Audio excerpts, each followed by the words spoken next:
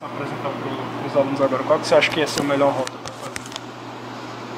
Melhor rota, sim, né? Rota narrativa, no caso. É, uma rota narrativa. A gente começar... A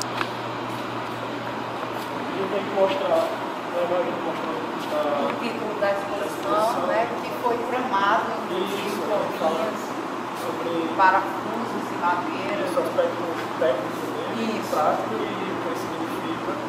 Aí a gente pode passar um tempo. Coerente com a exposição, né? Proposta, linha, texto. Aí a gente dá uma chegada na descrição, Do que é a exposição. exposição rápida, assim, quem quiser Isso. dar uma lida depois. Eu posso até falar assim, né? Sobre, por exemplo, essa obra. É uma obra que foi pensada como comunicação visual da exposição.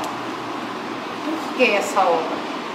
Porque essa obra fala exatamente do primeiro instrumento a ser tocado, que é o nosso corpo. O nosso corpo enquanto fala, o nosso corpo enquanto dança, o nosso corpo enquanto poesia.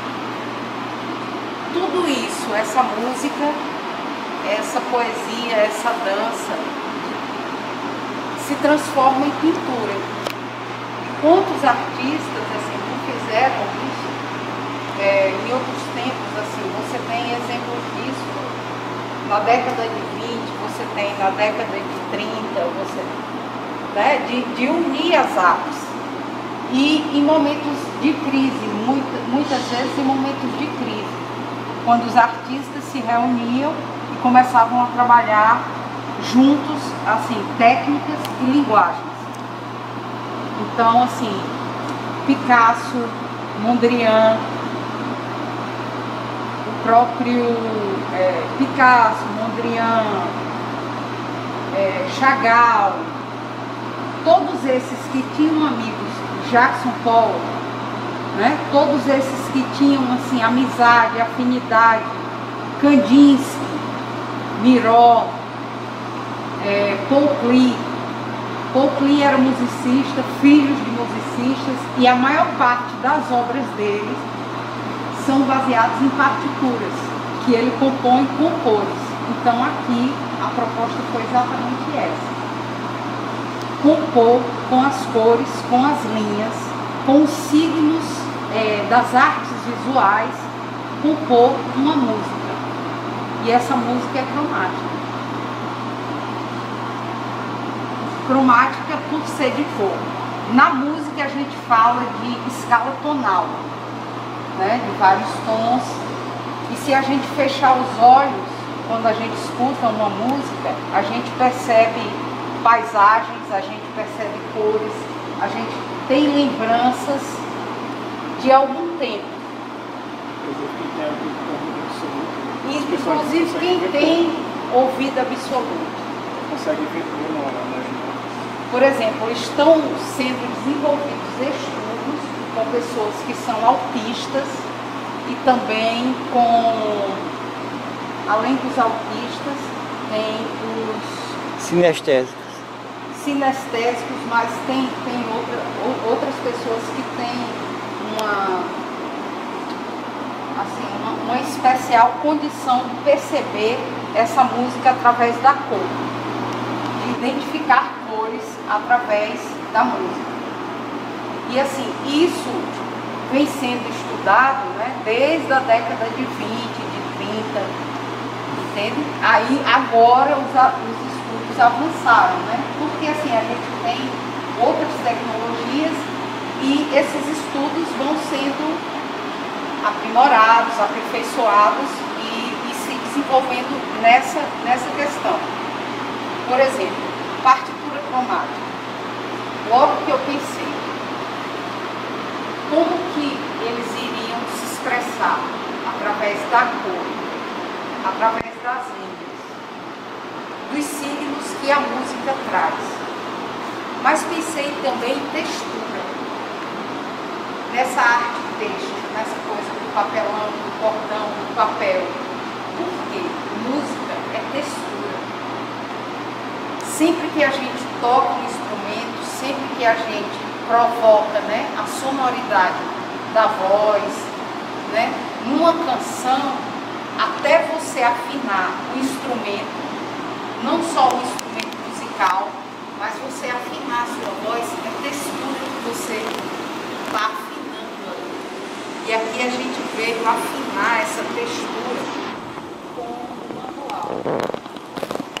Por exemplo, quando a gente é cego, a gente vê através do tato.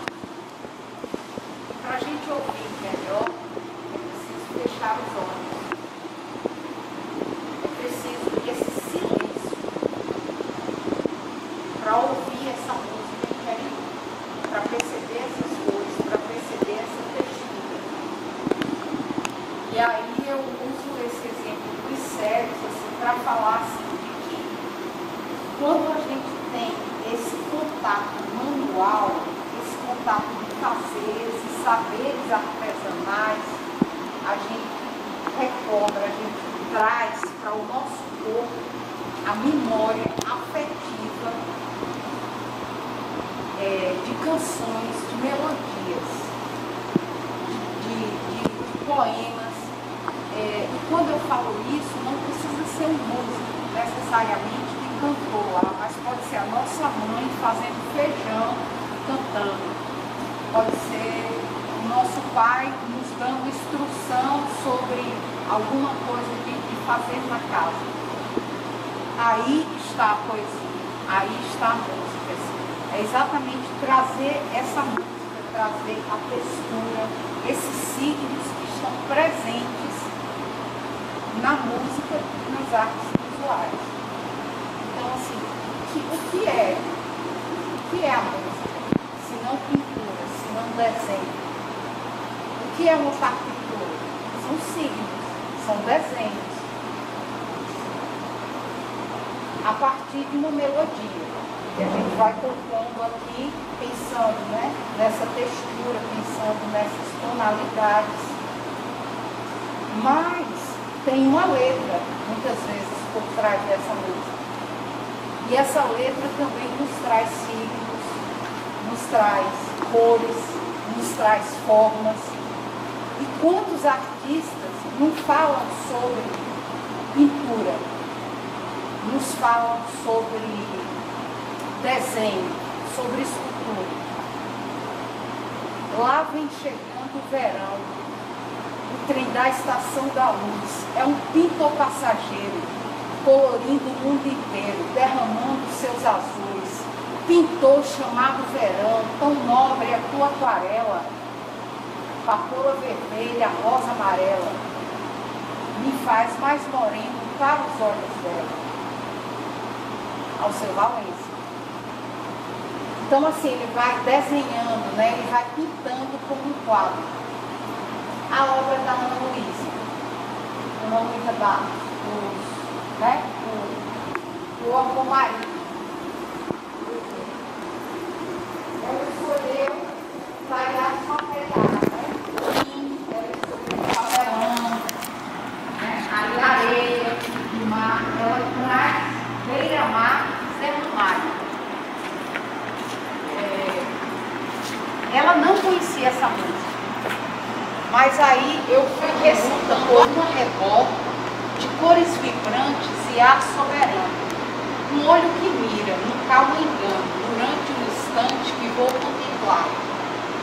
Além, muito além, onde quero chegar, caindo à noite, me lanço no mundo, além do limite, vale profundo, que sempre começa na beira do mar.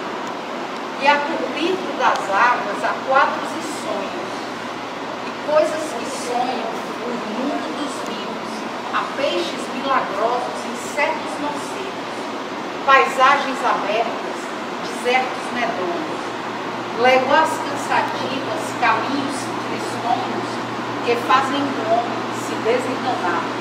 Há um peixe de asas eu quero voar, sair no oceano de despoluir. Além do galope, fechando a ferida que só cicatriza na beira do mar. Aí ela traz todos os elementos simbólicos, né? Essa coisa do sonho, essa coisa dos quadros, essa coisa que se mistura com a realidade, que é uma obra surreal, não é? Que é sonho e realidade. E que, assim, é uma obra que foi se construindo indo aos poucos, vocês sabem da batalha que foi, a gente trazendo as coisas, de conseguir esses materiais. E ela pensou no órgão marítimo, num órgão sonoro, que traz música, né? Que traz aquele som, que é um som que a gente sempre se lembra quando a gente pensa no mar. É só fechar os olhos e ouvir essa canção do mar. E aí essa obra traz esse olhar.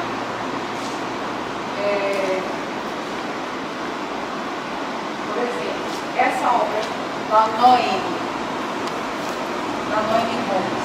Essa obra foi construída a partir daquela música do Djavan, Nenhum Dia. Um dia frio, bom lugar para ler o livro, pensamento lá em você, sem você não vive. Como ela pensou em construir isso? Ela foi se utilizando, olha, de materiais, casca de bananeira, casca de macaxeira, argila, porque a argila é fria, e para conseguir essa textura e conseguir construir com o olhar dela de artista visual uma partitura.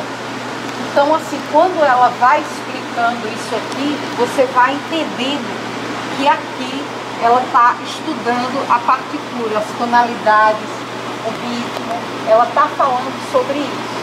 Cada um escolheu a sua maneira. Né? A Maria já traz uma obra interativa. É uma obra onde a gente chega aqui, que são janelas, é sobre a música Noite Severina. E ela traz a poética de um entardecer, ou de um amanhecer. Aí depende de como a gente vai olhar. Né? A partir do anoitecer você tem um amanhecer, mas antes você tem o entardecer. Então você vai olhar e aí você tem, né, essa possibilidade de interagir aqui. Aí ela traz, sabe, essa possibilidade com a fotografia, de você interagir, de você alterar a composição. E se utilizou de materiais assim, até simples. O Daniel, com essa obra aqui também.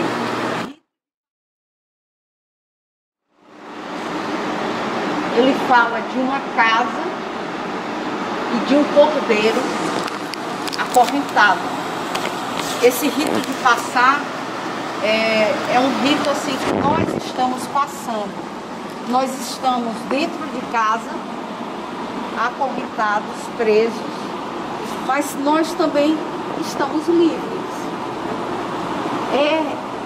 Vamos dizer, é um sacrifício estar dentro de casa, é um sacrifício estar dentro de nós, pensar o que somos enquanto casa, sabe?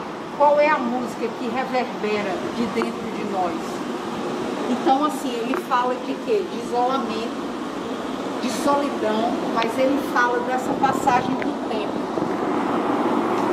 Mas é um relógio que não se move, é como se o tempo tivesse parado agora. Mas dentro de nós esse tempo não parou. Não parece um relógio, aqueles relógios curvos, né? Então, assim, nós estamos esperando esse momento de sair. Nós temos uma porta na casa, mas ainda estamos acorrentados por um isolamento. Mas assim, dentro de nós há portas e há janelas. Nós é que temos que descobrir como sair, como encontrar esses caminhos. Escolhi algumas assim. Por exemplo, aqui são duas artistas, mãe e filha. A filha está grávida, está esperando um menino que vai chegar. Elas fizeram em homenagem à filha que vai chegar, né? Que é filha também da avó. E aí é uma música que fala de dois corações. São os dois corações da mãe e da filha tanto a avó e a filha, quanto a filha que está no ventre. E que elas estão esperando como se fossem flores entregues. Escolheram, por exemplo, materiais, que são materiais de uma intimidade delas. Escolheram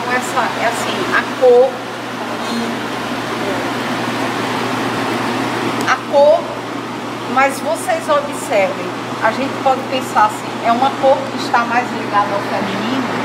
Não necessariamente, porque o sangue corre em nós e esse sangue é vermelho, né? E as flores, a gente poderia esperar flores vermelhas e elas trazem flores brancas e azuis. Elas trazem essa coisa de esperança, de céu, brotando das trompas. Então, cada um encontrou uma maneira de trabalhar essa musicalidade. Aqui é a música Dois Corações, daquela família Melin, não sei se vocês conhecem, Melim, e Todo Homem, do Caetano, que todo homem precisa de uma mulher. E o bebê que está chegando é uma menina. A Jenny, ela já traz,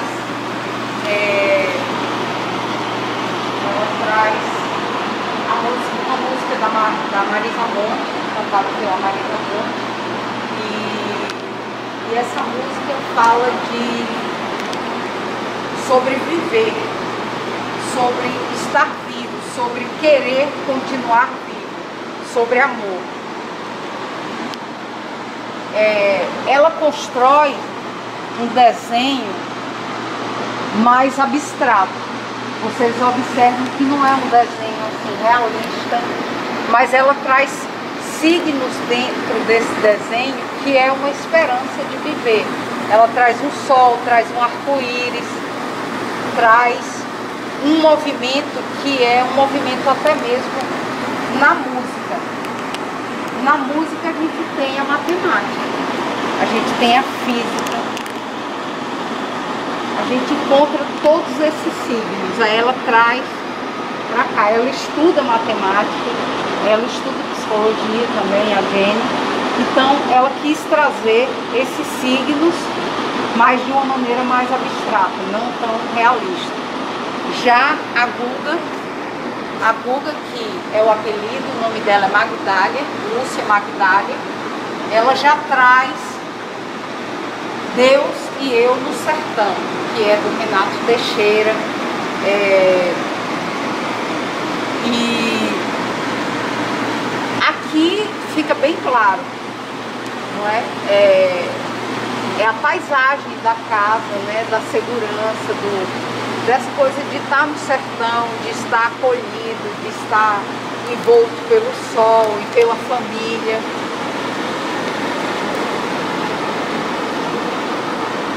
E aí fica bem claro, e traz assim, né, esses caminhos, né, essa volta para casa, que é como se todos aqui estivessem falando da mesma coisa. Quando a gente fala de maternidade, quando a gente fala, né, sobre a casa, né, quando a gente fala sobre aquelas janelas, e essa casa é a casa interior também. É esse corpo que a gente precisa tocar. Por exemplo, a Fátima.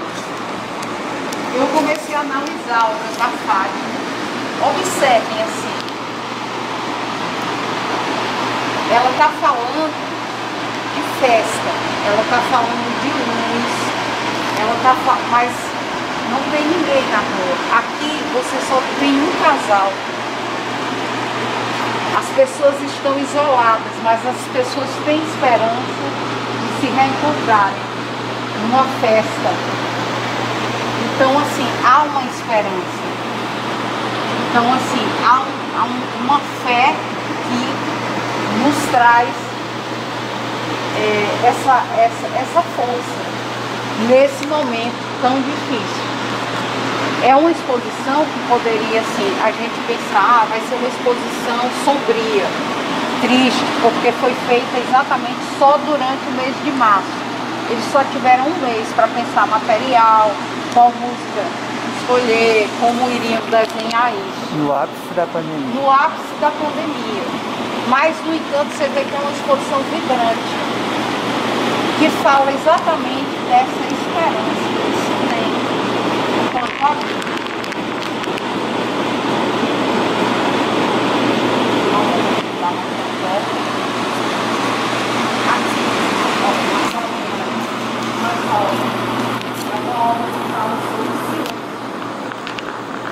Esse silêncio aí, ela traz as cores, né? Cores que são mais frias, mas aqui tem um amarelo quente, vibrante. Há uma esperança nesse silêncio, né? Há um desejo de esperança, de cor. E essa cor vem com o sol, com a luz do sol. Por exemplo, toda a exposição, as cores foram pensadas como as cores dos instrumentos musicais. Por exemplo, a gente tem esses marrons, né? A gente tem marrons ali, a gente tem até aquele bordô, mas a gente pensou também em trazer das matas, das águas, do próprio céu, essas cores. Porque assim, é isso que nos faz voltar à vida, voltar a viver, voltar a sentir. A gente está isolado, mas a gente quer voltar a sentir. Então a gente traz essa cor. Por exemplo, aqui a gente tem um estudo sobre a origem, a nossa origem. Né? A gente tem um feto lá no interior, nas entranhas, nas raízes. Então, assim, é um momento de pensar nessa árvore da vida como a própria casa, sabe? O que nós estamos fazendo? Nós temos 2 personagens aí nessa obra, né? 3, na verdade, né? Personagens assim, mais realistas, figurativamente humanos. Temos o mago, e aí você já vai entrar nas questões das cartas do tarô, o mago e a temperança. A temperança, ela carrega 2 vasos d'água e ela está regando ali as coisas, né? Ela está medindo, né? Ela está meditando, mediando sobre o tempo que as coisas terão. O tempo para chegar às coisas, o tempo para essa árvore florescer, frutificar. Enquanto isso, o mago já está a colher. Nas cartas do tarô, o mago se apresenta numa mesa com vários instrumentos. Aí são instrumentos de pesquisa, são instrumentos de entalhe, são instrumentos de observação, de contemplação à natureza, né? De instrumentos de transformação. E aí ela traz como se ele estivesse colhendo os frutos dessa árvore que eles plantaram juntos. Mas assim, que frutos são esses? São frutos que vêm do espiritual, que eles acreditam que esse espiritual está ligado à natureza, está ligado às coisas que a gente entrega à natureza e que elas nos devolvem. Então assim, as árvores elas crescem, elas frutificam, elas florescem, porque elas têm a luz do céu, ela tem essa transformação da luminosidade do dia para a noite. Então assim, a gente tem uma mudança, né, de temperatura, de tempo, a gente tem uma mudança de luz.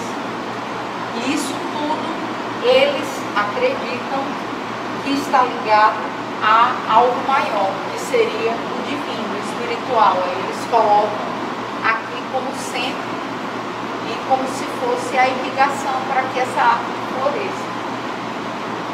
Mas tudo isso está dentro de cada um, assim, né? Qual é a árvore que você acredita que você deve regar, as sementes que você deve plantar, sabe? Isso foi também conversando com eles, né? Para poder entender. E aqui a Sinara traz um canto da deusa Iansã. Iansã é a deusa dos ventos. É a deusa também que é uma deusa, ela no sincretismo católico, ela seria Santa Bárbara. Santa Bárbara é aquela que traz a luz numa mão e a espada na outra, para fazer a justiça. Quando ela canta, quando ela ecoa no ar, ela traz essa força dos ventos. Ela consegue balançar as folhas, ela consegue sacudir nos ares e a gente sabe que é Iansã. Isso na mitologia dos orixás, que é uma das mitologias que eu tenho assim, um profundo, sabe, carinho e cuidado, assim. É uma exposição, inclusive, que eu estou organizando minha sobre os orixás. E aí traz presente também, por exemplo, as cores de Iansã, branco e vermelho. Só que quando você tem a mistura do branco e do vermelho, você vai encontrar aí os cor-de-rosas. Se você for na natureza, você vai encontrar isso nas folhas e marrons. É esse orixá, é o campo nesse orixá. Aí depois, se vocês quiserem, vão dar mais uma olhada.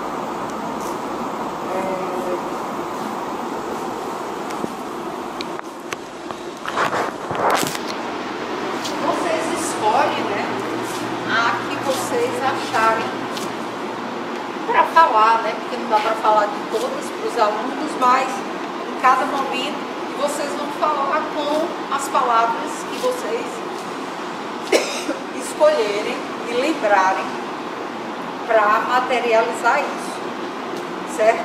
Não precisa ficar pensando, pô, o que foi que ela, né? Como é que você lê essa obra? Então a Tati escolheu a música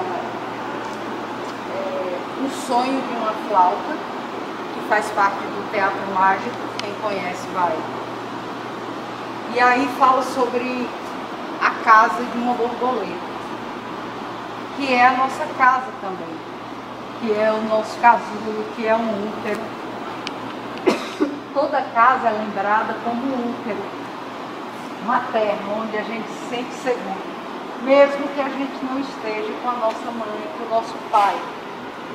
Mas a nossa casa nos protege, nos abriga, a gente sempre volta para ela. Mas a gente precisa sair, criar asas e voar. E antes disso, a gente passa por uma metamorfose. E aí ela traz essa metamorfose em cores, né? Ela traz a textura dessa metamorfose. Ela quer falar dessa liberdade que a gente também está ansiando, que a gente está esperando. Mas ao mesmo tempo ela quer falar de que essa casa precisa estar bem. Essa casa somos nós, essa casa é a casa onde nós estamos. Por isso que é casulo, né? Casulo, né? De ser um casulo e ser luz, né? Para termos asas. A Laila já construiu, nem todo mundo ouviu, né? Mas na entrevista eu falo. A Laila traz essa, porque a partir do momento que você destrói as águas, que você polui as águas, você polui também a terra. E o que essa terra também vai te dar como alimento. Então é uma obra também de reflexão para isso. Você vê que todas parecem que combinaram. Os artistas não se conheciam, poucos se conheciam. Ali são dois, né? Caio e Luan. Eles não se conheciam. Quer dizer, eles são um casal, mas não conheciam os outros amigos que estavam, entende? Eles são um casal, mas não conheciam as outras pessoas. E mesmo assim estão falando dos mesmos ciclos. A única coisa que eu falei quando eu convidei a proposta foi a seguinte: vocês trabalharem uma música, e aí pode ser a letra ou a melodia ou os dois, trabalharem com materiais têxteis, porque esse é um desafio, e vocês escutarem essa música interior. O que que vocês querem dizer agora, nesse momento, para as pessoas? Com isso que vocês vão trabalhar visualmente. O que que vocês querem falar para as pessoas? Então, o desafio foi esse: trazerem essa textura, esse ritmo, essa melodia, trazer essa cor. E todos parece que tinham conversado mesmo sem se conhecerem. Alguns eu apresentei enquanto eles estavam entregando as obras aqui. Da Laila é sobre isso, né? Sobre os pulmões mesmo, que são as águas. Sobre salvar e sobre pensar o que é que nós estamos fazendo. Já a obra da Ana Karina fala também sobre o útero da terra, sobre as profundezas da terra, sobre as nossas raízes, sobre as nossas origens. E aí ela quer oferecer rosas brancas. Aí ela vai, você vê que ela traz materiais bem simples: papel, origami, algodão, arame, pintou os arames, são fios de sangue. Por quê? É sabendo da nossa origem, é sabendo da nossa ancestralidade que nós saberemos mais de nós. Que nós saberemos até do nosso futuro. E também do que a gente precisa parar na nossa existência. Do que a gente não precisa mais tornar hereditário nas nossas famílias. Porque muita coisa das nossas famílias, das nossas origens, elas não precisam ser continuadas. Ela quer refletir sobre isso, sabe? Sobre o que continuar das nossas raízes, sabe? Que preconceitos a gente deve parar, sabe? Que preconceitos, que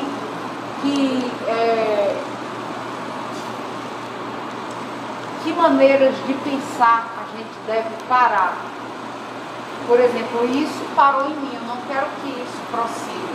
Agora, se é algo que eu acho que vai acrescentar ao mundo, que vai fazer bem às pessoas, isso eu quero que continue.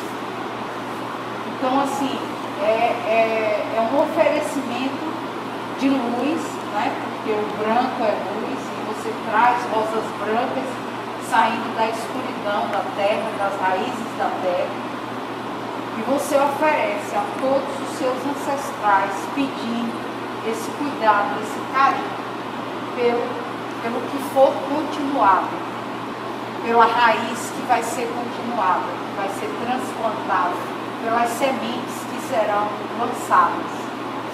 É esse cuidado com o que você vai tornar hereditário. Por isso, fios de sangue.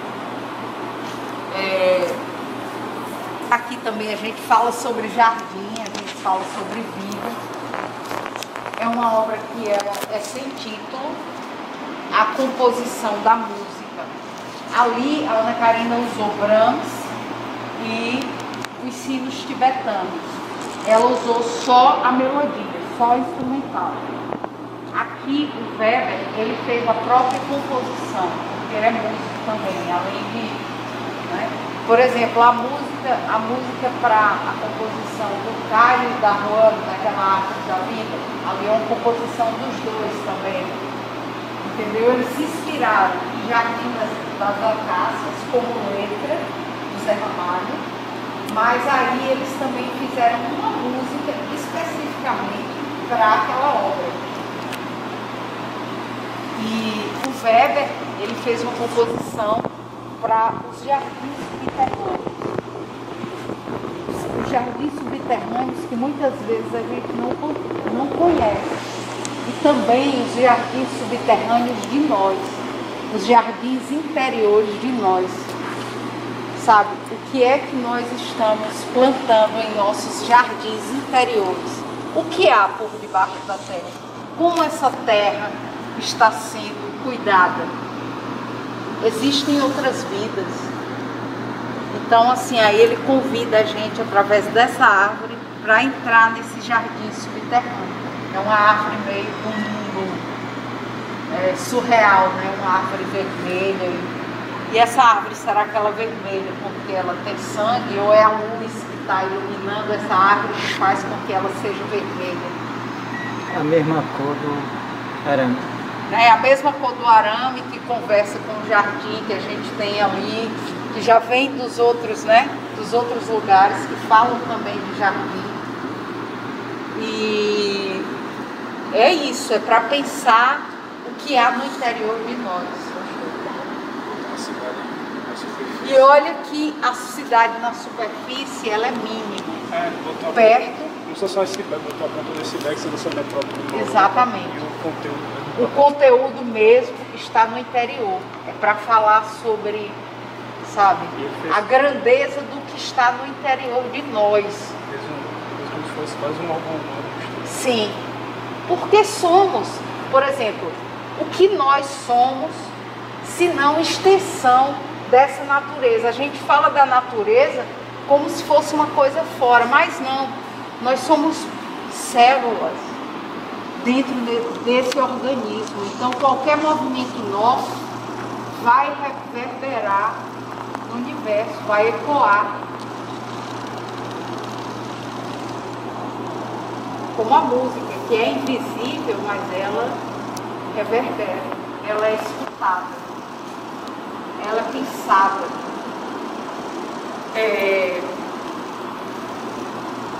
Se vocês quiserem perguntar também, né? Por exemplo, essa obra da Gabi Coelho, ela trabalhou com uma música do Júlio Almeida, que fala: a minha língua na tua língua, a minha boca na tua boca. São dois compositores, é o Júlio Almeida e o Guima. Aí ela está fazendo, a Gabi, estudos, experimentações com texturas de várias maneiras. Então ela está trabalhando com alimento, com papel, com texturas, porque ela tinha uma resistência à textura. E esse ano ela disse que ia romper com isso. Então ela começou a experimentar na própria boca, no paladar, sabe, perto do olfato, para sentir o cheiro e para sentir também o som que essa textura provoca, enquanto se come, enquanto se saboreia. Qual é o som que se provoca? Aí ela vai e traz isso impresso em máscaras, que é textura também, né? Que é tecido. Nós estamos asfixiados, de certa forma, pelas máscaras. Mas cada máscara dessa é um convite para um beijo. É a esperança de um beijo. É um grito de socorro. O nome da obra são sussurros. Então, assim, eu estou sussurrando ali com mel, eu estou sussurrando com papel, eu estou sussurrando com aveia, eu estou sussurrando com purpurina. E todas são a boca dela. E todas são a boca dela. Ela faz autorretratos dos experimentos com texturas na própria boca. Eu já pensava que era a mesma boca, porque os dentes são Exatamente, é a mesma boca. Aí é bom, né, a gente chegar pertinho, olhar assim e percebendo. Aí tem coisas que ela deixa secar para sentir a textura da coisa já seca.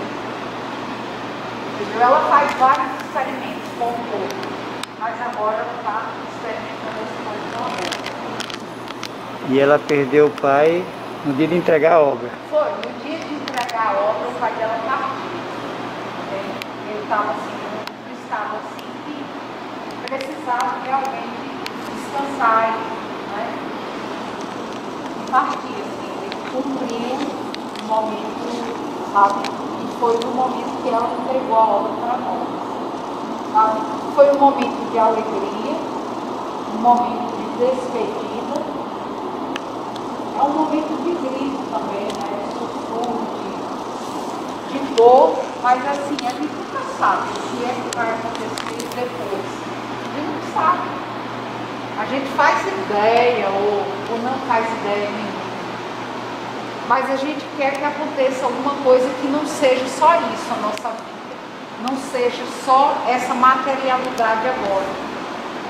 Eu penso isso assim como algo espiritual. Assim. Qualquer linguagem artística que se faça nessa vida é uma coisa que vai ficar como memória. É uma coisa que te eterniza, que te imortaliza. Porque assim, se você tem a lembrança, se você tem essa história repassada, qualquer que seja a linguagem que você vai trabalhar, ela te dá continuidade de uma vida materializada, mesmo que você não esteja mais materializado. E aí, quem acredita em espírito, o espírito ele vai estar ali plasmado naquilo que você fez, no que você faz.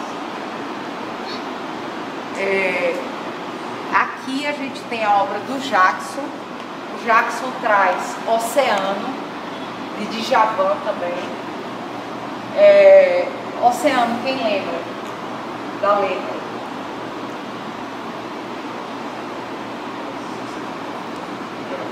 As músicas, porque ele tem uma sonoridade, não é?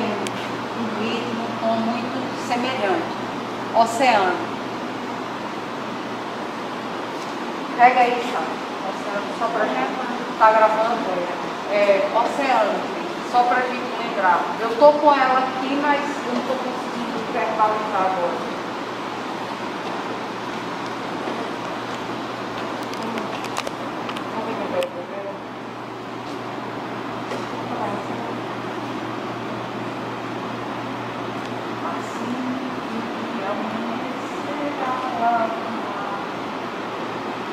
Da paixão, dava pra ver, ventura, cadê você, que solidão, esquecer aí, de tudo que há na terra, não há nada lá, em lugar nenhum. Oceano, o Jackson traz o maestro. E aí eu sugeri um título para essa obra, Maestro, porque é como se fosse a música do mar. E ele gostou e deixou. E aí ele traz, todas as águas vão dar no mar.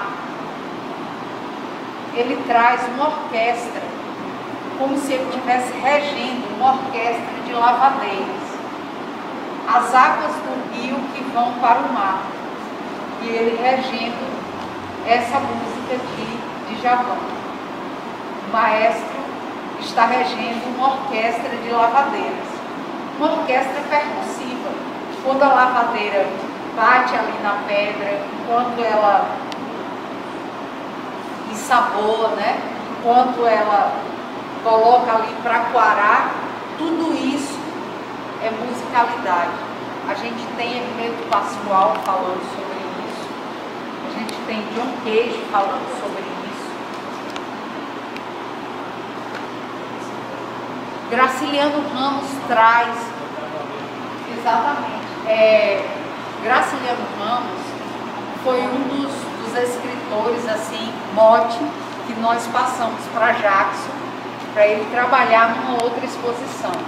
Tem uma exposição dele que é só sobre lavadeiras, entendeu?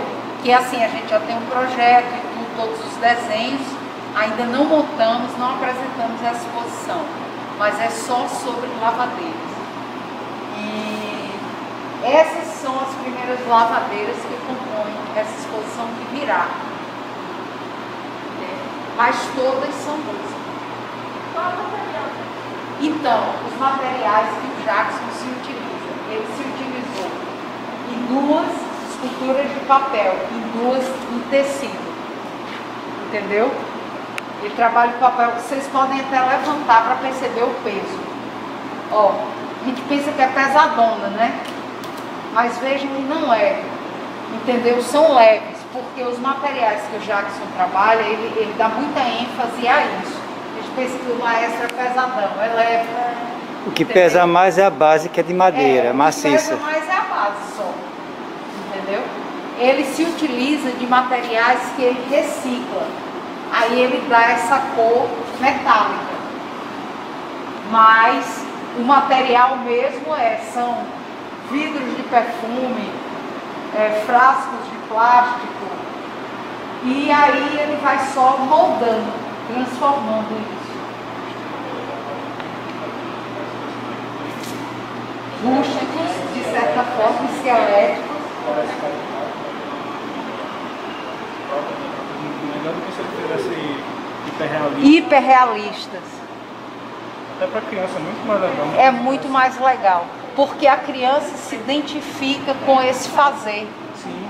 A criança percebe que a arte não é só realista. A arte começa exatamente ali como a criança sabe fazer, com as primeiras garatujas que não tem uma definição exata. Né? E aí assim a criança vai percebendo assim que com materiais simples ela também pode construir, ela também pode criar. E isso não precisa ser igual ao realismo. Isso não precisa ser igual à realidade.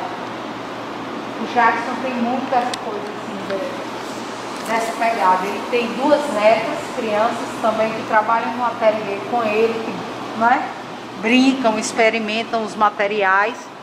E ele trabalha assim com a comunidade. Ele mora num sítio afastado de Limoeiro. Aí ele tem um ateliê, é um ateliê pequeno, mas assim, quando você chega e vê a riqueza do ateliê, é uma coisa grande, assim, maravilhosa. E aí ele sai coletando esses materiais na cidade, né, de Limoeiro, em Arapiraca, para poder transformar. E ele ensina a comunidade a como fazer esse aproveitamento, esse ressignificar de materiais. Temos a obra da Mila Pazan. A Mila Pazan é uma pessoa que eu conheci ainda na adolescente, com 15 anos, assim que eu cheguei em Maceió em 2001. Ela estava estudando ainda estava terminando o segundo grau, e ela pensava em fazer direito, e fez direito. E aí ela se especializou em direitos autorais e começou a trabalhar em exposições como mediadora, entendeu? Lá no Sesc Centro, mediadora das exposições. E aí foi se encantando e estudando e foi se aprofundando nessa coisa dos direitos autorais, dos artistas, né, sobre as obras. E agora, de um ano para cá, durante a pandemia, ela começou a se desenvolver, começou a estudar e a fazer as primeiras obras. Assim, antes ela só escrevia sobre os artistas, sobre os direitos autorais, né? Ela escrevia sobre exposições, porque ela já faz curadoria de exposições hoje. Ela monta exposições. E é uma amiga, né, que eu trago assim, eu digo assim, que é uma espécie de filha e amiga, companheira de trabalho, que a gente, sabe, se desenvolveu e cresceu junto, assim. Aí ela traz uma música de Gonzaguinha, certo? Mas assim, a gente vai ter todas essas descrições e no curricular a gente tem essas descrições.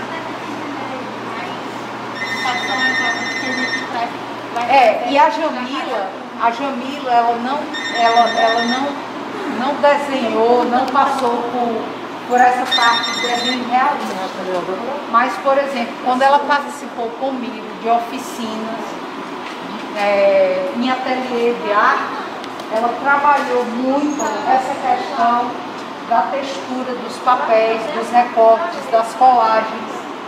E é uma das maneiras que ela vem desenvolvendo de desenhar, de pintar. São com os materiais, com os papéis que ela vem experimentando. Por exemplo, a Jamila ela não desenha antes. Tem alguns artistas que desenham antes para depois irem. Ela vai recortando como se fosse um desenho. A tesoura se torna um lápis de cor, se torna um lápis de desenhar, se torna um pincel. E ela vai cortando as formas e pensando como compor isso. A gente observa que são mais abstratas as obras dela também.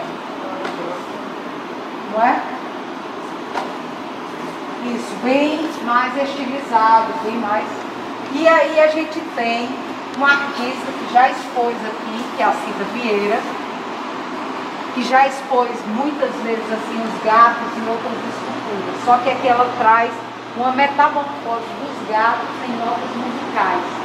É como se eles estivessem em transformação, em uma grande melodia, né? Nós gatos já nascemos pobres, porém, lembram dessa música? Então, essa é a música para a obra da Cida.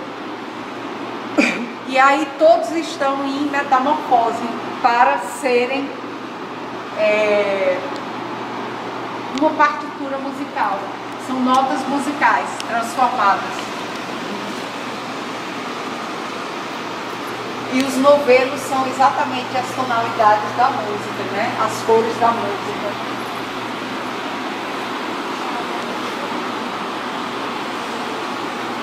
Se eles tiverem Sabe o que seria bom? Caso pergunta, né? Depois a lista de músicas. Ah, essa artista foi falando. Sim. Isso está no tubo. Já tá, no né? tubo. Ah, tá. É. Mas a gente vai colocar as etiquetas aqui também.